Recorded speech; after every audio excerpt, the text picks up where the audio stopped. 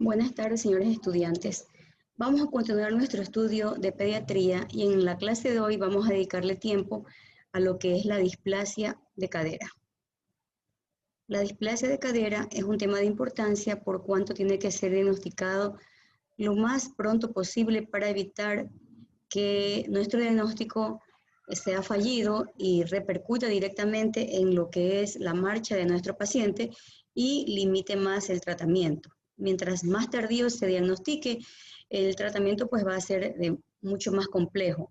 Al inicio pues solamente será lo que es el ARNEC, pero luego pues habrá que utilizar yeso y lo último es una cirugía abierta directamente para la cadera. Entonces vamos a analizar lo que es la displasia congénita de cadera. Displasia o luxación de cadera, encontramos tres términos, lo que es displasia, como ustedes ven, se encuentra aquí, ahí, o es prácticamente una deformidad transitoria. Subluxación está movido y luxación completamente está salida la cabeza del fémur del acetábulo, ¿no? Entonces, estas son las tres clasificaciones de una displasia de cadera: displasia verdadera, subluxación y luxación. En la displasia verdadera, al rotar esto se sale, ¿no? En la subluxación está simulando una salida y en la luxación está salido completamente del acetábulo. Bueno, una displasia son un conjunto de deformaciones anatómicas clínicas que van desde una laxitud capsular con cadera inestable hasta una luxación teratológica irreductible. En la luxación, la relación entre superficie articular de fémur y la cavidad cotiloidea se han perdido por completo, está totalmente fuera. Tanto la luxación como la subluxación congénita de la cadera son secuelas de una displasia no diagnosticada. Y estas lesiones pueden ocurrir previo al nacimiento o producirse al nacer u ocurrir después del nacimiento, incluso durante los primeros meses de vida. Bueno, ¿cómo hacemos una definición? El primero en utilizar el término displasia de cadera fue Wilhelm Reiner. Por eso las líneas se deben a su nombre, porque fue la primera persona que se refirió a este término. Vamos a encontrar aquí pues que encontramos los ligamentos, los músculos, el hueso ilíaco, el acetábulo, la cabeza del fémur y el fémur propiamente dicho, ¿no? Entonces, tenemos aquí la articulación coxofemoral y la consecuencia de una interrupción de la fuerza en el crecimiento de los elementos mesodérmicos que forman otros términos. Entonces, la displasia es una alteración o detección del desarrollo de los elementos constitutivos de lo que es la articulación coxofemoral. Y la displasia significa un crecimiento anormal por causa intrínseca, extrínseca o por la mezcla de ambas causas. Existen dos tipos de clasificación de las luxaciones, una teratológica o prenatal, que se encuentra presente al momento del nacimiento, que puede ser única o estar asociada con otras malformaciones congénitas graves, como por ejemplo la artrogriposis congénita múltiple o el mielomeningocele. Y la luxación congénita típica, que ocurre al nacer o poco después y es más frecuente, ocupa el 98% de todos los casos. Para que ocurra un desarrollo normal de la cadera, debe haber un crecimiento armónico entre el acetábulo y la epífisis femoral, y se determina genéticamente y puede ser afectada por el entorno uterino. ¿Qué es lo que pasa con el entorno natural? De las caderas enfermas no tratadas, vemos que varía considerablemente. Una cadera luxada está inveterada, no apoyada, puede haber poca alteración de lo que es la parte funcional. Entonces vamos a encontrar el genus valgum con artrosis secundaria o en casos unilaterales que puede desarrollarse esta situación que se conoce como el genus valgum. Y las caderas luxadas apoyadas en los neocótilos se observan cambios a nivel radiológico y esto es lo que se aprecia con la lesión. Esta es una cadera normal y esta es una cadera con artrosis. Las subluxaciones congénitas tienen un resultado pobre y desarrolla una artrosis cuyos síntomas aparecen a medida que el paciente va creciendo, tanto menor cuando mayor es el grado de displasia o de la subluxación. Entonces, acudamos a la parte embriológica, vamos a ver que a nivel del periodo fetal, en el desarrollo prenatal de la cadera, hay que diferenciar un periodo embrionario que abarca los primeros meses de fertilización y a su término el embrión alcanza un tamaño de 3 centímetros. En este lapso se desarrollan las extremidades en su integridad, al igual que la circulación sanguínea. A la 7ª semana se produce una hendidura en las células precartilaginosas y se define el acetábulo y lo que es la epífisis femoral. En la semana 11 se forma la articulación de la cadera y el acetábulo como la epífisis femoral adquieren una configuración infantil antes de la formación del espacio articular. Entonces, por esta razón, no se puede producir una luxación de cadera en el periodo embrionario. ¿Cuál es la causa? Aún se desconoce la causa de la displasia de cadera. Existen muchas hipótesis para explicar los trastornos primitivos de la displasia de cadera. Algunas van relacionadas con trastornos mecánicos del desarrollo, cuya causa pudiera ser extrínseca. Hay hipótesis de varios autores como Dupuytren, Hirst, etc. Una pudiera ser la presencia de oligohidrácneos, quiere decir la escasa cantidad de líquido amniótico, que limitaría la movilidad del producto. Es la hipótesis de estos autores. La hipótesis de Dennis Brown comprobó la asociación entre el pie talo y la luxación de la cadera del mismo lado que tenía el pie talo. Otras teorías hablan de una presentación de nalgas, que es en una incidencia de 20 a 40% en los partos vaginales, y el 57% de estos productos ocurría en madres primíparas. Y otra forma atribuía a la causa de la displasia de cadera la forma de vestir al neonato. La genética puede ser que incida que un producto sea en un producto una transmisión directa de una generación a otra o bien de una herencia atávica. Muchos factores pueden contribuir a una luxación de la cadera, una laxitud ligamentosa, factores mecánicos como resultado de una inestabilidad anatómica de una mala posición del útero, intrauterina, o las influencias genéticas y los factores ambientales postnatales. Epidemiológicamente, la distribución geográfica y racial muestra variaciones en la incidencia de la luxación congénita de cadera. Pueden influenciar factores genéticos y étnicos. Por ejemplo, del 25 al 50 por 1000 nacidos vivos ocurren entre los lapones y los indios de Norteamérica. En Japón es una afección común. La raza blanca, la herencia fluctúa entre un 12 y un 33%, y la incidencia es alta a nivel de los países europeos. En el sexo es en un 80 y 90% más en las niñas, y se puede presentar bilateral. Cuando es unilateral, más ocurre afectación a nivel del lado derecho. ¿Qué es lo que ocurre a nivel de la anatomía patológica? Las condiciones anatomopatológicas encontradas en el neonato y en el lactante menor evolucionan a cambios anatómicos, biomecánicos, y que son irreversibles, por cuanto mientras más se tarde en diagnosticar, más contribuye a que esto se empeore y su pronóstico y su diagnóstico y su tratamiento sea más ensombrecedor. Entonces, según el autor Sonbaile, la etapa 1, de 0 a 10 meses, encontramos una displasia acetabular y una laxitud articular. En la etapa 2, encontramos a los 10 meses y hasta los 3 o 4 años el techo del cotiloideo oblicuo, la cabeza del fémur está ya en forma de piriforme y el cartílago ya se encuentra deteriorado. Y en la etapa 3, la luxación ya está inveterada, prácticamente ya está fusionada o ligada a lo que es la articulación. Un diagnóstico temprano de displasia y luxación de cadera debe de ser importante porque mientras más precozmente lo diagnostiquemos, si es posible antes del primer mes de vida, logramos detectar una curación cerca de un 90%. 1 por 1000 recién nacidos desarrollan posteriormente una lesión. Y en el diagnóstico clínico de la displasia de cadera nos lo podemos ratificar mediante estudio radiológico, mediante ecografía. Sospechamos si la madre indica que ha habido alteraciones en la forma de vestir y mudar al niño, o sea, de cambiarlo, y se confirma el diagnóstico con radiografía. Solo entonces, cuando lo confirmamos, iniciamos el tratamiento.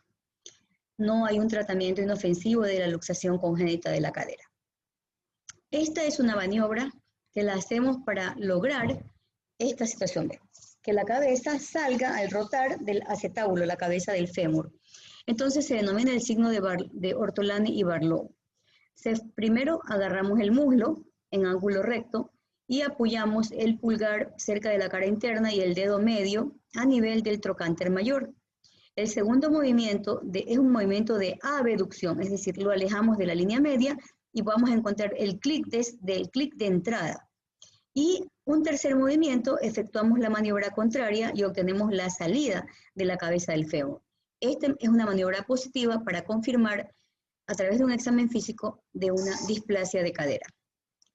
Vamos a encontrar una limitación a nivel de lo que es la aducción. Se puede detectar después de las 12 a 14 días de vida, cuando el neonato ya ha recuperado el tono normal de sus extremidades.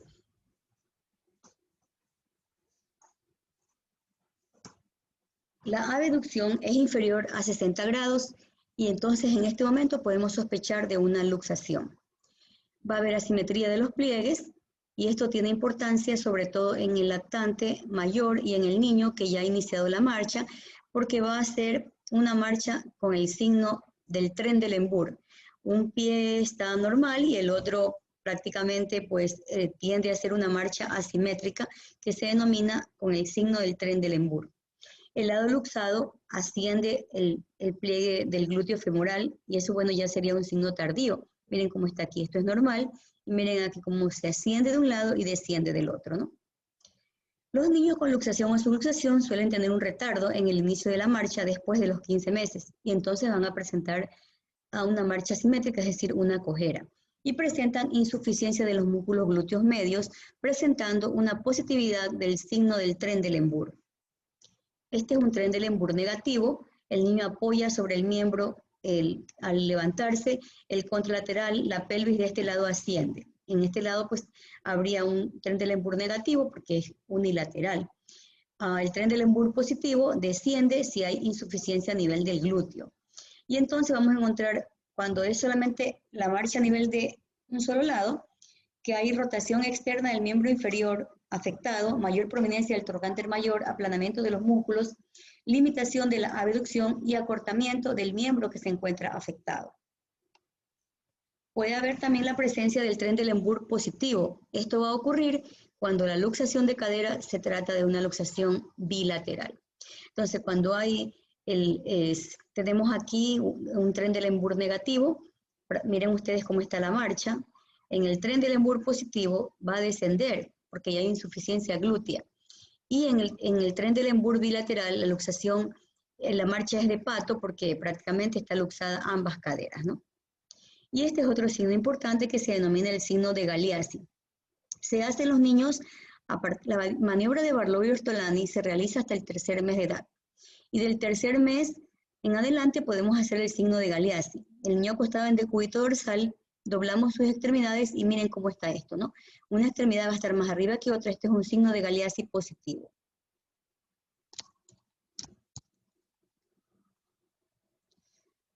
Entonces, como les había mencionado, el Galeazzi colocamos en decúbito dorsal con una superficie lisa y observamos una altura distante de las rodillas al flexionar los muslos, ubicando al paciente en ángulo recto. Otro signo es el signo de Rosser-Nelaton, donde va a ocurrir un ascenso de la cabeza del fémur que se palpa. Ocurre, sobre todo, se va a palpar el vértice del trocánter mayor sobre la línea de Rosser-Nelaton, ocurriendo esto a nivel de la unión del vértice de la espina ilíaca anterosuperior con la tuberosidad isquiática. Hay ascenso del trocánter mayor y se demuestra a través de la línea de Schumacher. Normalmente hay una unión del vértice del trocánter mayor con la espina ilíaca anterosuperior y esto se prolonga, esta línea se prolonga un pase a nivel o por encima de lo que es el ombligo. Es anormal si pasa esta línea por debajo del ombligo.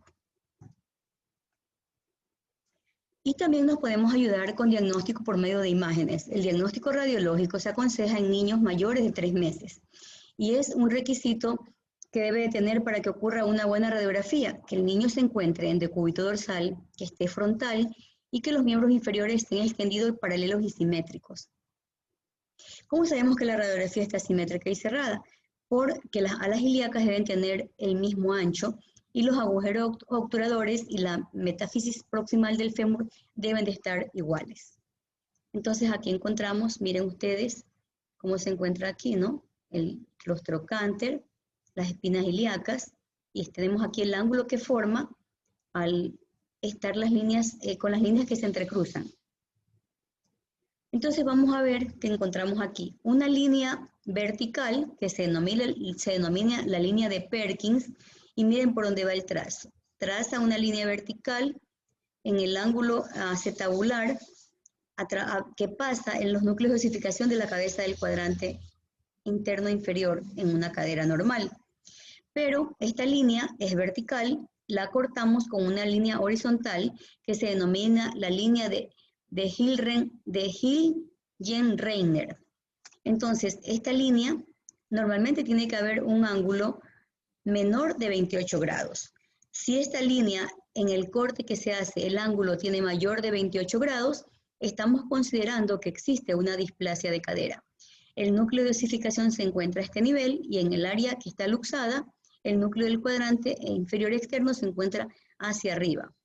Otra situación que podemos apreciar es el arco de Shenton. Normalmente, esta es la imagen que deja el arco de Shenton normalmente, y en una cadera luxada, el arco de Shenton es más cerrado y limitado.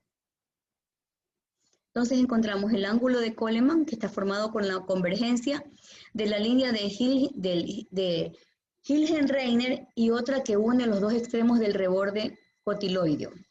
La línea de Hilgenreiner es una línea horizontal que pasa a través de los cartílagos triirradiados. La línea de Perkins es una línea vertical que pasa tangencialmente al borde externo del acetábulo y cruza perpendicularmente la línea de Hilgenreiner, formando con ella los cuadrantes topográficos de la región. En una cadera normal, lo que es la epífisis femoral se encuentra en el cuadrante inferomedial, como ustedes aprecian aquí. La línea de Shenton es un arco regular que está formado por el borde interno del cuello del fémur y el borde superior del agujero obturador. Y la lágrima de Kohler o en U es una sombra radiográfica normal cuyo borde externo lo da el piso del acetábulo. Y encontramos aquí las líneas normalmente, las líneas de Perkins, la de Hilgenreiner, y este es el ángulo que forma al cruzarse a nivel de las caderas, el ángulo que forma en la línea, ¿no? Tenemos aquí un esquema que se denomina el esquema de Hombre-Dan. Cuando se traza la línea de Hilgenreiner y la de Perkins, se forman cuatro cuadrantes externos, donde el núcleo femoral debe estar en el cuadrante ínfero-interno, del lado derecho y del lado izquierdo. A nivel ecográfico, este es un método seguro porque no es invasivo y permite visualizar todas las estructuras de la cadera. Mide los ángulos acetabulares, el techo óseo, el ángulo alfa y el techo cartilaginoso, formando el ángulo beta, y se puede clasificar de acuerdo a la intensidad de lo que es la displasia de la cadera. La radiografía por lo general se aconseja hacerlo idealmente en los niños entre el tercero o el cuarto mes como un screening para descartar lo que es una displasia de cadera. A pesar de que las maniobras estén normales, es un screening que se debería hacer a todos los niños entre el tercero y el cuarto mes. Ecográficamente podemos clasificar en 4 niveles: tipo 1, cadera normal; tipo 2, cadera con retraso del desarrollo estabular, y la tipo 2 se clasifica en su clasificación hasta la tipo D. Y luego avanza a la tipo 3 y a la tipo 4. Entonces encontramos aquí un plano coronal y un plano axial de este paciente, y es lo que se ve aquí, ¿no? Tenemos el C, que es la cabeza femoral cartilaginosa, y la A, que está dentro del acetábulo, ¿no? Dentro del acetábulo. Entonces encontramos, esta es una ecografía. Mayor utilidad le damos a la ecografía en los niños pequeños, porque mientras a medida que aparece el nácelo de osificación del fémur, se va limitando este tipo de examen. Entonces, para la ecografía, para que esta ecografía sea muy útil, es importantísimo valorar el plano estándar, donde podemos apreciar el borde inferior del hueso ilíaco y el labrum. Esta es una ecografía de cadera en un plano estándar. El labrum y el límite inferior del hueso ilíaco se puede apreciar, ¿no? Del lado izquierdo. Está indicado a niños que nacen o están en presentación podálica, los que tienen familiares con luxación de cadera y los que están en tratamiento para control, ecografías de las caderas. Arteriografía es otro medio a través del cual empleamos sustancias por contrastes positivos y permite la visualización de las partes blandas articulares no captables por radiografía. Está limitada a un uso hospitalario y tiene triple utilidad, como diagnóstico y diferencia entre luxación y subluxación, una indicación terapéutica y para evaluar ya el control de una cadera luxada. El tratamiento, el objetivo es mantener la reducción concéntrica de la cabeza en el interior del acetábulo. Y tenemos que en los recién nacidos y en los lactantes por debajo de 6 meses, La displasia, la luxación o la subluxación o la luxación acetabulares se puede tratar con el arnés de Pavlik. Este es el arnés de Pavlik.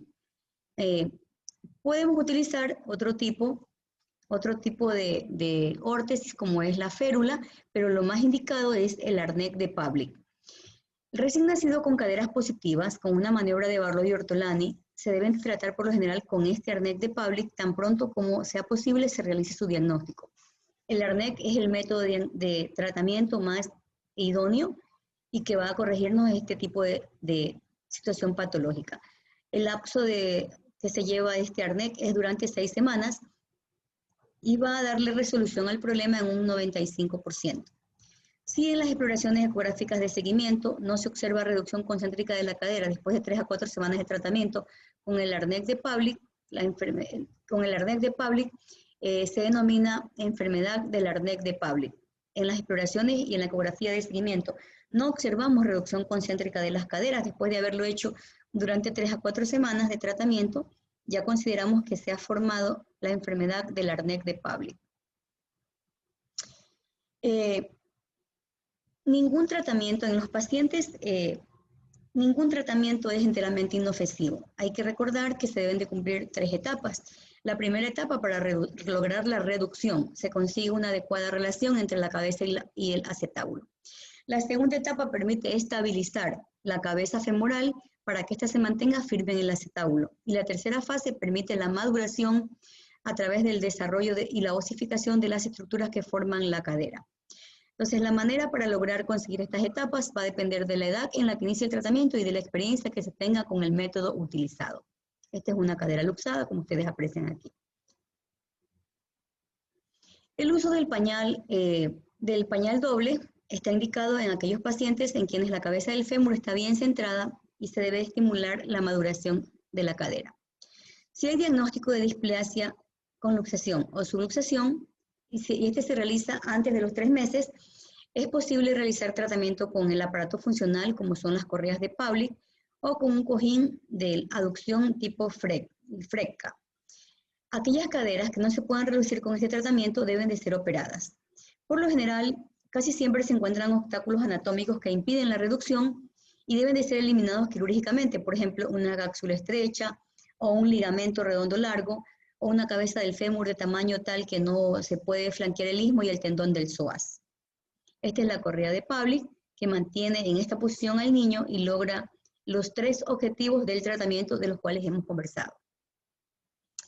Si el niño tiene de 6 meses a 2 años, el objetivo cuando diagnosticamos ya de manera tardía es mantener la reducción de la cadera sin dañar la cabeza del fémur. Entonces tenemos que lograr una reducción cerrada que la realizamos en el quirófano bajo anestesia general, movilizando la cadera para valorar el arco de movilidad en el que permanece esta cadera reducida. Y este arco se compara con el mayor arco de movilidad para determinar una zona segura. Esta es la zona segura en el ángulo que debemos tener, la aducción máxima y la reluxación.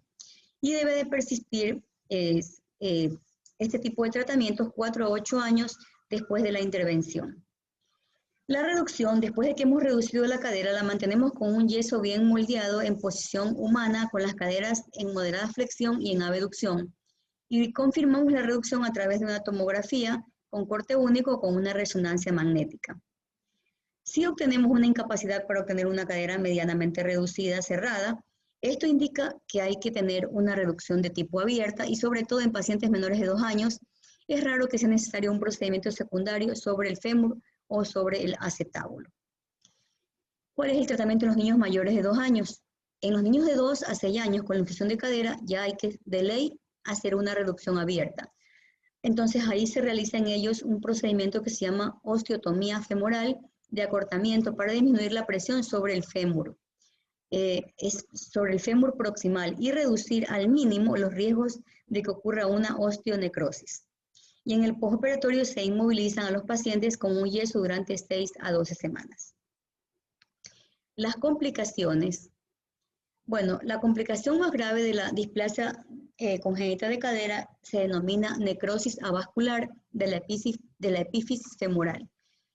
Va a estar motivada por una oclusión de los vasos epifisiarios o por una necrosis parcial o total de la cabeza del fémur debido a una reducción de la cabeza del fémur bajo presión o en una abducción extrema. Va a haber una revascularización que suele ser precoz, pero sufre daño irreversible la fisis y esto motiva posibles trastornos del crecimiento y desarrollos posteriores que son vulnerables siempre antes del cuarto al sexto mes.